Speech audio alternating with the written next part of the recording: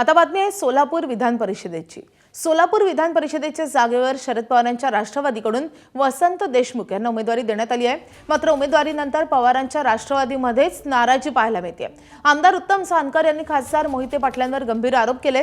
माझ्या मुलाची उमेदवारी निश्चित होती, मात्र मोहिते पाटलांनी केसांनी गळा कापत वसंत देशमुखांना उमेदवारी द्यायला लावली असा आरोप जानकर यांनी केला। मोहिते पाटलांच्या भूमिका यापूर्वीच शरद पवार गटाचे आमदार अभिजित पाटील आणि नारायण पाटील यांना पटत नव्हत्या। आता आम्ही वसंत देशमुखांना मतदान करणार नाही अशी भूमिका जानकर यांनी घेतली आहे। माझी उमेदवारी फायनल ठेवण्याचं सर्वानुमते ठरलेलं होतं आणि तशा बैठका पण झालेल्या होत्या आणि सगळ्यात सुरुवात अशी होती की ही निवडणूक मोहिते पाटलांना लढावी आणि त्या पद्धतीची चर्चाही झालेली होती। त्यानंतर माझे चिरंजीव जीवन जानकर यांची उमेदवारी फायनल केली, त्यावरती अर्जुन शिव मोहिते पाटलांनी सुद्धा सही केलेली होती। आणि असं असताना 2 दिवसांनी पुन्हा वसंतदानाचा फॉर्म भरणं हे आम्हा सगळ्या मंडळीला खटकणारं होतं।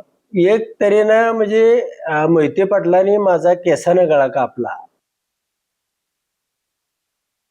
आमच्या घरातला प्रश्न आहे, घरात बसून आम्ही संपू, काय गैरसमज झाले असतील तर। प्रत्येकाची कामाची पद्धत वेगळी आहे। माझी पद्धत आहे घरातला विषय चव्हाट्यावर मांडायची नाही, घरात बसू आणि संपू आम्ही विषय। वळत पुढच्या महत्त्वाच्या बातमीकडे। नाशिकच्या TCS प्रकरणात आरोपी निदा खानला आश्रय दिल्याप्रकरणी MIM नगरसेवक मतीन पटेलांची चौकशी झाली आहे आणि त्यानंतर आता माजी खासदार इम्तियाज जलील यांचीही SIT कडून चौकशी होण्याची शक्यता वर्तवली जाते आहे। मतीन पटेलांच्या मोबाईल डेटामधून अनेक खुलासे झाले असून माजी खासदार इम्तियाज जलील यांना देखील SIT चौकशीसाठी बोलावणार असल्याची माहिती विश्वसनीय सूत्रांनी दिली आहे। या प्रकरणात आतापर्यंत 8 आरोपींना अटक करण्यात आली आहे।